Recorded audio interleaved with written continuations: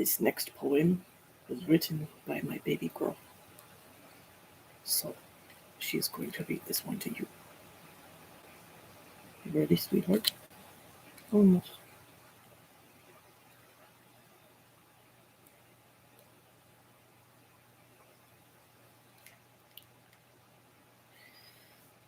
Okay. My papa saved me, but he broke me first. Because he had to break me to save me, you see. Perhaps he enjoyed it selfishly too, but my papa had to break me. Abandoned and living a life almost dead, I still feared change and leaving my friends. As my friends were dying, they couldn't come with me to live in the woods with me and my papa. I would have kept on in this living dead state if my papa hadn't forced me at gunpoint. I would have gone on fearing death in childbirth, dying childless and alone, if my papa hadn't raped me. He climbed in my window once he knew he liked me, and once he knew that I liked him. While we never spoke prior, he saw me so clearly, for I, his baby girl, was no poker face. He eyed me boldly as I sat on the ground, collecting leaves to decorate my place. My smile so bashful, so strained and so quick. He saw my fear of life, of love, of change, and so of him.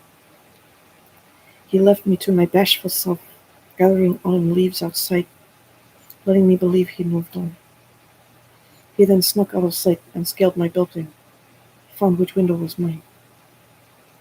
He lurked for me there as I came back home, watched me bathe and turn out the lights, watched me go to bed, then made his move and pounced on me, tied me to him with his baby at gunpoint, then beat me so I wouldn't run or disobey him at all.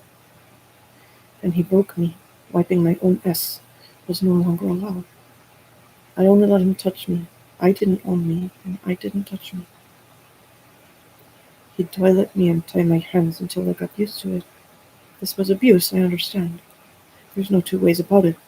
His love was cruel and brutal with a true sweetness about it. He raped me till our dying days. He used me for 10 years. My uterus was his domain. I gave birth every 1.5 years. How funny that I loved him for it. But please understand, he gave me family as he used me. He hurt, punished, and controlled me, adored, bathed, babied, and embraced me with the same hand. His love was sick, and he was left sick for me. As he raped me, he'd whisper words of love, lust, devotion in my ear. My pleasure was very real, though it hurt. He'd slap me sideways if I told him to stop, then continue as he called me things like his angel, his cherub, his flower, his baby, his pearl, his heaven. I couldn't say he didn't love me. He'd starve so I could eat, me and our babies. I only wished for my old life sometimes. My dying, probably by then dead friends, would come back to memory, and I'd think of them and cry. I'd remember how alone they were, like me, before my papa stole me away. Because he stole me, they had died alone. My papa was so strange in his way of compassion.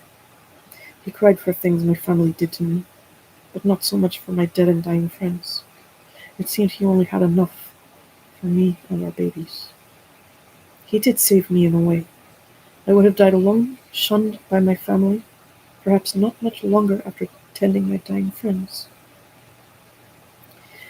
He saved me from a life alone, gave me babies of my own, loved me, held me tight, however forcefully.